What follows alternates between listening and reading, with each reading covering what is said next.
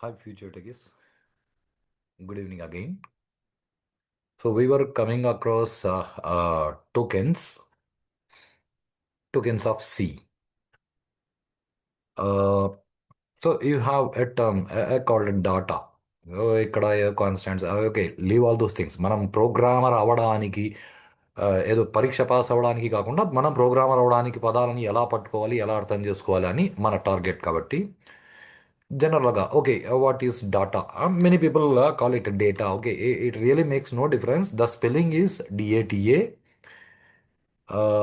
As such it is English దీన్ని మనకి ఇంగ్లీష్లో మళ్ళీ రకరకాలు ఉన్నాయి బ్రిటన్ ఇంగ్లీష్ అని ఒకటి ఇంకొకటి అమెరికన్ ఇంగ్లీష్ అని ఒకటి బ్రిటన్ ఇంగ్లీష్లో దీన్ని డాటా అని ఉచ్చరిస్తారు ప్రొనౌన్స్ చేస్తారు అమెరికన్ ఇంగ్లీష్లో దీన్ని డేటా అని పిలుస్తారు but it really makes no difference ఉచ్చారణ పద్ధతిలో తేడా ఉంది కానీ కాన్సెప్ట్ ఒకటి జనరల్గా this use to be a question okay data అంటే what user gives input is data అని జనరల్గా అందరూ చెప్పేస్తారు మనం ఓకే అది యూజర్లకి నేర్పించే విషయాలు మనం ప్రోగ్రామర్ కాబట్టి మనం అలా పట్టుకుంటే మనం జీవితంలో ప్రోగ్రామర్ అవ్వలేం ఎందుకంటే ఆ విషయాలు మనకి ఆ, అనుకున్నంత సులభంగా ఉండవు అర్థాలు మారిపోతుంటాయి సో డాటా ఈజ్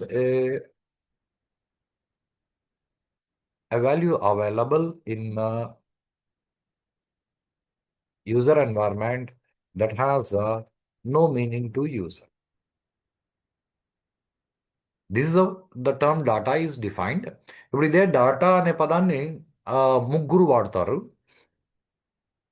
డాటా అనే పదాన్ని యూజర్ వాడతాడు యూజర్కి సంబంధించినంత వరకు what user gives input is called data అది యూజర్ల స్థాయి స్టేట్మెంట్ ప్రోగ్రామర్స్కి data is a value available in user environment that has no meaning to user ఇదే పదాన్ని డేటాబేస్ ప్రొఫెషనల్స్ కూడా వాడతారు database professionals a value available అనే పదం బదులు a fact that can be recorded that has no meaning to user is called data అని వాళ్ళు definition ఇస్తారు fact that can be recorded అంటే ఒక్కొక్క ఎన్వైర్న్మెంట్లో ఒక్కొక్క లా చెప్తారు ఆ స్థాయికి కావాల్సినట్లు but anyhow the core concept is that has no meaning to user ఇది కోర్ కాన్సెప్ట్ ఇప్పుడు దీన్ని మనసులో గుర్తుపెట్టుకుని అంటే ఇది ఏదో చెప్పడానికి బాగానే ఉంది కానీ what exactly it means that has no meaning to user అంటే అని అనిపించవచ్చు see I have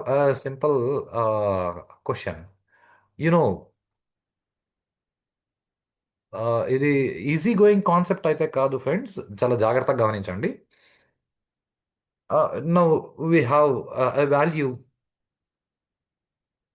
and I know you people can say what is this is it is 25 now if my question is what it is అది ఏంది and you may say rupees number could be anything but ఈ 25 ఏంది అంటే ఇది ఏంది అని మీరు చెప్పలేరు యూ డైరెక్ట్లీ కెన్ సే ఏందో ఒక వాల్యూ అంతే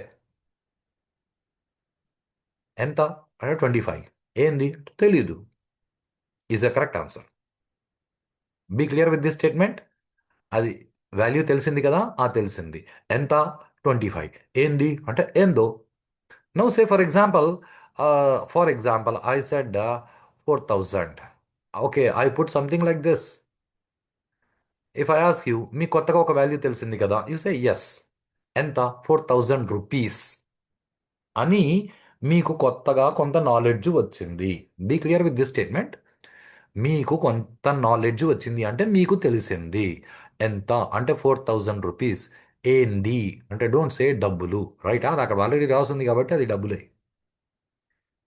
అది ఏంది అంటే ప్రస్తుతానికి ఇక్కడ కూడా మీరు చెప్పగలిగిన ఆన్సర్ ఏంటి అంటే ఏందో దీన్ని చాలా జాగ్రత్తగా పట్టుకోండి ఇది నేను జోక్ వేయట్లేదు రైటా ఫర్ ఎగ్జాంపుల్ ఇప్పుడు సి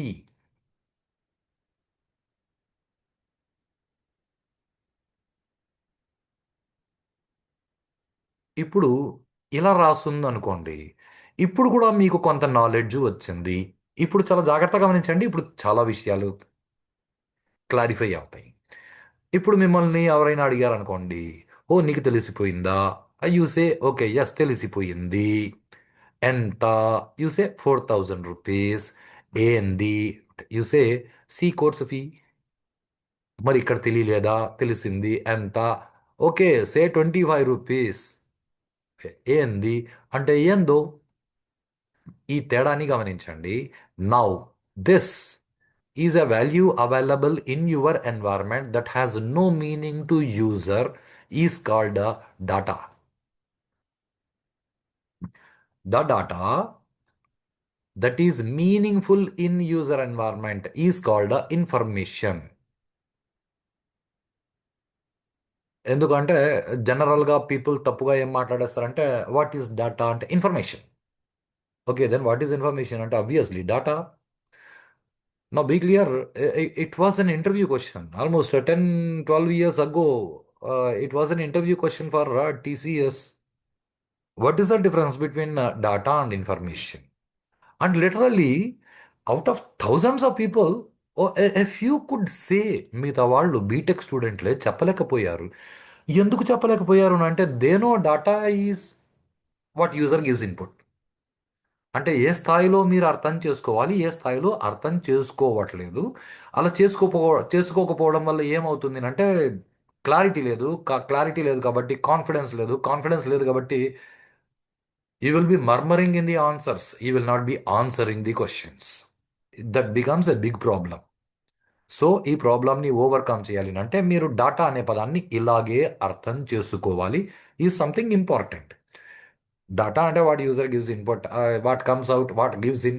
ఇన్ని పనికి మారిన చిన్నపిల్లల పదాలు అలా పట్టుకోవద్దండి. ఇలా పట్టుకోండి. Data a value available in user environment that has no meaning to user is called data. The data that is meaningful in user environment is called information. అంటే కంప్యూటర్లోకి ఇచ్చేటప్పుడు వాడు ఎంతో ఇస్తాడు నెంబర్లు అంతే. వాడికి రిజల్ట్ మనం ఇచ్చేటప్పుడు, ఎవరు యూజర్కి మనం రిజల్ట్ ఇచ్చేటప్పుడు మనము డాటాని ప్రాసెస్ చేసి ఇన్ఫర్మేషన్గా కన్వర్ట్ చేసి యూజర్కి ఇవ్వాలి. అంటే ఇన్ఫర్మేషన్ ఎలా తయారవుతుంది అంటే ప్రాసెస్ చేస్తే ఇన్ఫర్మేషన్ వస్తుంది. మళ్ళీ ఇది ఒక పిచ్ స్టేట్మెంట్. ప్రాసెస్ చేస్తే వచ్చేదాన్ని ఇన్ఫర్మేషన్ అనరు. ప్రాసెస్ చేస్తే వచ్చేది కూడా డాటానే. డాటా మీద ప్రాసెస్ చేస్తే డాటా డాటా వస్తుంది. ఆ డాటాని యూజర్కి అర్థమయ్యేలా మీరు చూపితే అప్పుడు అది ఇన్ఫర్మేషన్ అవుతుంది. దీన్ని ఓకే ఎనీహౌ ప్రోగ్రామింగ్ స్టార్ట్ అయిన తర్వాత దెన్ విల్ సి డాటాగా ఎలా మనం తప్పు ఎలా చేస్తున్నాం, దాన్ని ఎలా రెక్టిఫై చేసుకోవాలి. And once again it is an important interview question that was asked in HCL even 7, 8 years ago even. How to convert data into information? How to convert data into information అంటే after doing process it becomes information అని చెప్పొద్దండి, అది తప్పు. Data మీద process చేస్తే డాటానే వస్తుంది. అది మీనింగ్ఫుల్గా ఉంటుందని ఏం లేదు. మీనింగ్ఫుల్గా మనం యూజర్కి చూపాలి బీయింగ్ ఏ ప్రోగ్రామర్. సో దానికి మనం ఎలా చెప్పాల్సి ఉంటుందంటే placing a label, placing a label that describes data turns data into information. So data అంటే a value that has no meaning. Information is the data that is meaningful in user environment. How to convert data into information is place a label that describes data, turns data into information. దీన్ని మనం ఇలా అర్థం చేసుకోవాలి. Data is a value available. Okay, information is the data that is meaningful in user environment. Placing a label that describes data turns data into information. అంటే మీకు ఒక value తెలిసింది, అదేందో తెలియదు, అయితే డాటా అదేందో కూడా తెలిస్తే అది ఇన్ఫర్మేషన్. That's it. మరి డేటాని ఇన్ఫర్మేషన్గా ఎలా మార్చాలంటే అదేందో దాని ముందు రాసేస్తే అదే ఇన్ఫర్మేషన్. ఎంతకంటే అక్కడ ఇంకేమీ లేవు టెక్నికల్ పదాలు. అసలు టెక్నాలజీ అన్న పదమే లేదు. వాడు కూడా కామన్ సెన్స్ అప్లై చేసి పెట్టినాడు, మనకు ఆ కామన్ సెన్స్ లేదు కాబట్టి మనకు టెక్నాలజీ అనిపిస్తుంది అంతే. So we have seen some terminology like keywords are important words reserved for a specific purpose. Then we come across variables. So reserved memory in RAM that can vary its value. Then comes identifiers. Identifiers are names given. Identifiers are names given to either a variable or a function, etc. ఇప్పుడు function అన్నది that will see later. మీరు దేనికైనా కానీ ఓ పేరు పెడతారు, ఆ పేరుని identifier అంటారు. నిన్న చెప్పుకున్న కాన్సెప్ట్లో సీట్ నెంబర్ 19, మీరు సీట్లో కూర్చుంటారు, ఆ సీటే మీదని ఎలా ఐడెంటిఫై చేస్తారు అంటే 19 అనే నెంబర్ ఉంది కాబట్టి 19 అనేది ఐడెంటిఫైయర్. అలా ఇక్కడ కూడా మీరు ర్యామ్లో మెమరీ రిజర్వ్ చేసిన తర్వాత ఆ మెమరీకి మీరు పేరు పెట్టి దాన్ని గుర్తిస్తారు. ఆ పేరు ఏదైతే పెడతారో అది ఐడెంటిఫైయర్. ఇది కొంచెం జాగ్రత్తగా గమనించండి. ఎందుకనంటే ఆ, మనము ఓకే, జనరల్గా ఐడెంటిఫైయర్ని వేరియబుల్ అని చెప్పుకుంటాము, కానీ క్లారిటీ కొంచెం చాలా అవసరము. ఆ వేరియబుల్ని మనం ఐడెంటిఫైయర్తో ఐడెంటిఫై చేస్తున్నాము అని గుర్తుపెట్టుకోండి. సో ఇక్కడ పేర్లు పెట్టడానికి మళ్ళీ కొన్ని రూల్స్ ఉన్నాయి సిలో. మోర్ ఎవర్ ఇప్పుడు ప్యూర్ సి ఎన్వైర్న్మెంట్ మనకి దొరకట్లేదు బయట ప్రపంచంలో. C++ ఎన్వైర్న్మెంట్లో మనం పనిచేస్తాం. ఈ రూల్స్ ప్యూర్ సి ఎడిటర్కి వేరే, C++ ఎడిటర్కి వేరే. C++ ఎడిటర్లో you have options to change some of the rules. ఇంకా మళ్ళీ ఫర్దర్ లాంగ్వేజెస్కి వెళ్తే అక్కడ మళ్ళీ ఐడెంటిఫైయర్స్కి మీరు రూల్స్, ఐడెంటిఫైయర్ నేమ్స్కి రూల్స్ కొద్దిగా మారుతూ ఉంటాయి. They are language specific. They are language specific. సికి సంబంధించి అంటే you can remember something. Say identifier must be less than 8 characters. అంటే 8 కంటే తక్కువ అక్షరాలు ఉండాలి, 8 కంటే ఎక్కువ సి లాంగ్వేజ్లో సపోర్ట్ చేయరు. కానీ ప్రాబ్లం ఎక్కడనంటే మీకు సి ఎడిటర్ అనేసి కాలేజీలో C++ ఎడిటర్ ఇచ్చేస్తారు. టర్బో C++ ఎడిటర్, దానిలోనే సి చేయొచ్చు, C++ చేయొచ్చు. టర్బో C++ ఎడిటర్లో మీరు 32 అక్షరాలు పెట్టొచ్చు. ఇక్కడ మీరు 8 అక్షరాలే అని రూల్ ఉంది కదా అని అంటే అది ప్యూర్ సి ఎడిటర్లో, నాట్ అన్న C++ editor. Identifier must start with alphabet. Okay, so numbers can be used in between.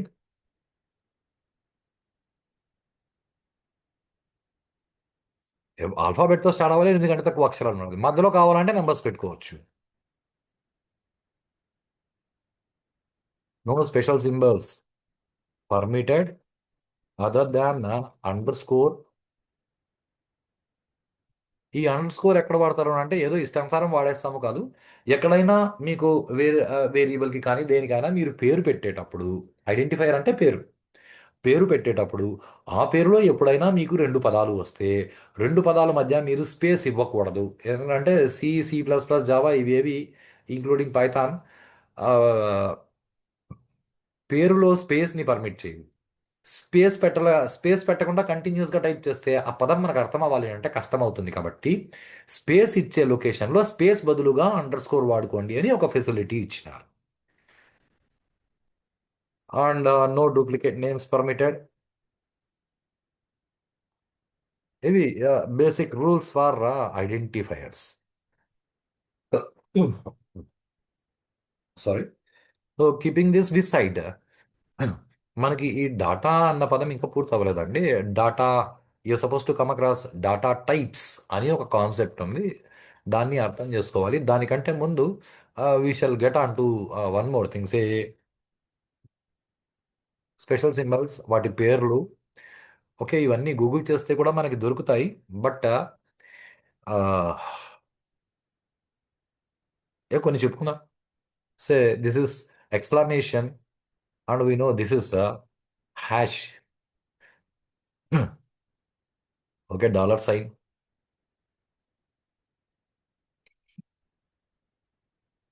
This is percentage.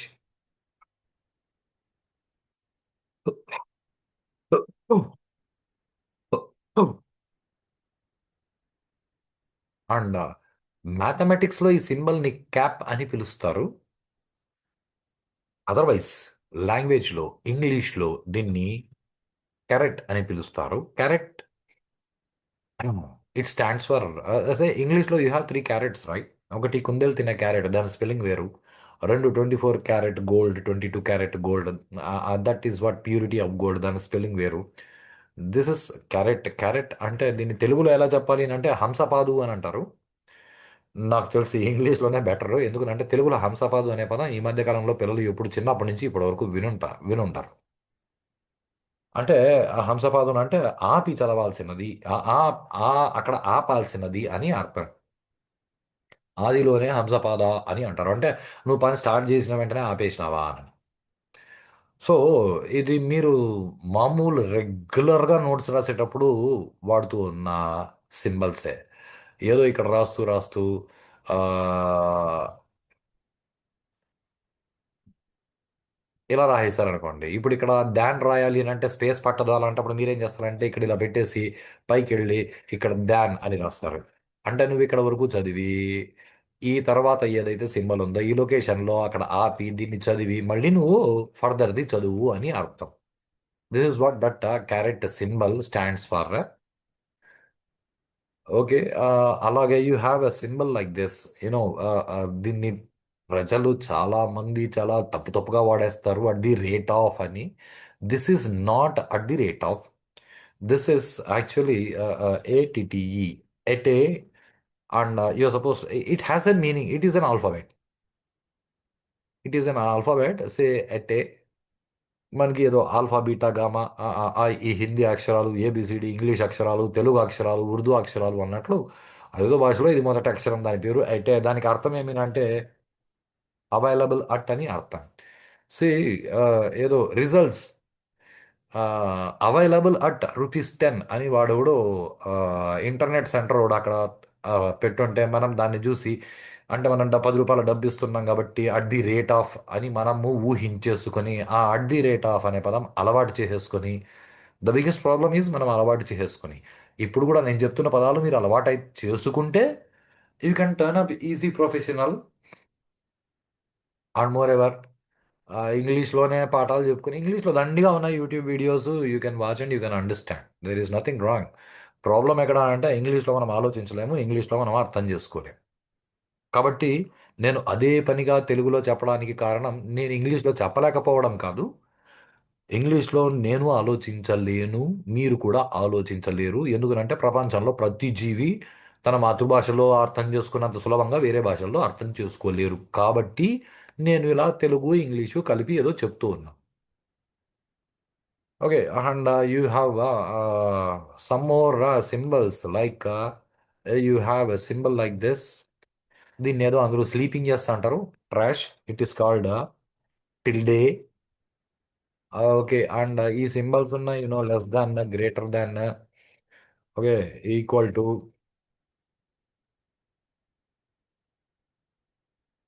And this is single quotation, this is double quotation, this is semicolon, this is colon, and this is question mark. ఇవన్నీ మనకు రెగ్యులర్గా వాడుతున్న పదాలే. There is something called this.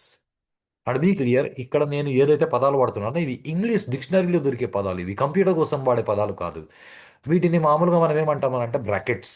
అలా కాదు, ఈ బ్రాకెట్స్కి స్పెషల్గా పేరు ఉంది, పారెంథిసిస్.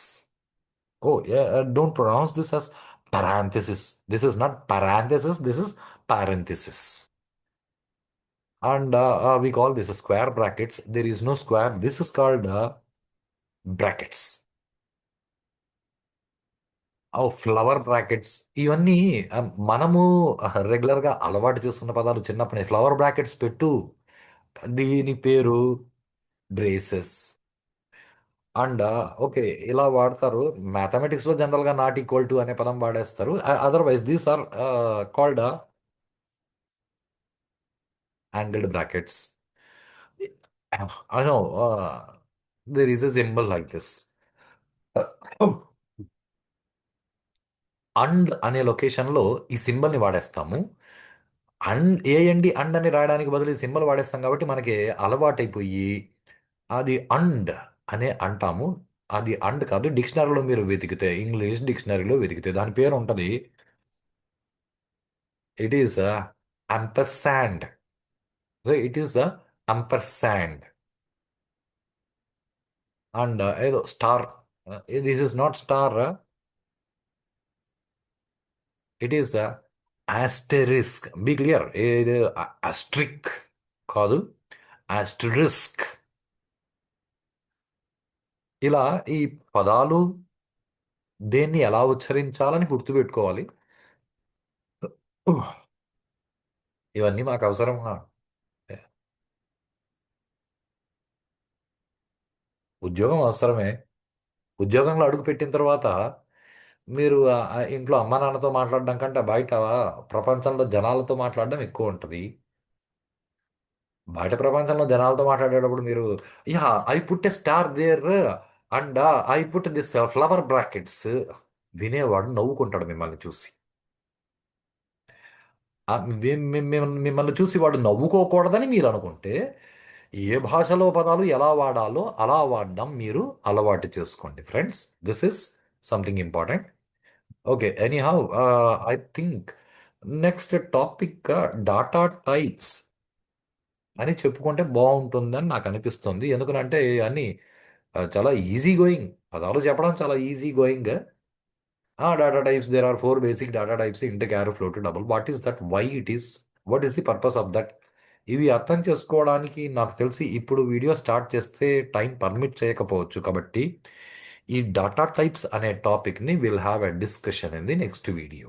అండ్ మోర్ ఎవర్, ఈ data types is also a token. అది అవైలబుల్లో ఉంది కాబట్టి వాడతారు. ఇది ఫస్ట్ కాన్సెప్ట్.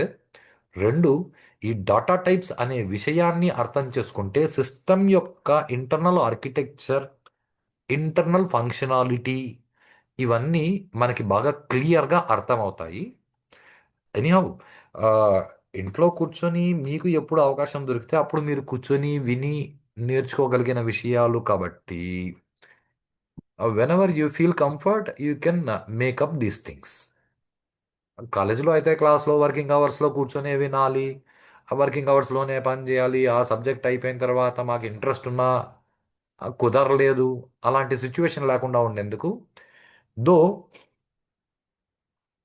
ఫీజు తీసుకొని ఇన్స్టిట్యూట్లో క్లాసెస్ చెప్తున్నా, అవి ఆపేసి యూట్యూబ్లో డైరెక్ట్గా పెడుతున్నాను. Anybody can watch, anybody can learn. And more ever, for your comfort నేను తెలుగు ఇంగ్లీష్ రెండింటిలోనూ మాట్లాడుతున్నాను. అర్థం చేసుకోండి. It is good for your personal development, right? Chalo, have a good day. We'll meet in the next video with a new concept called data types.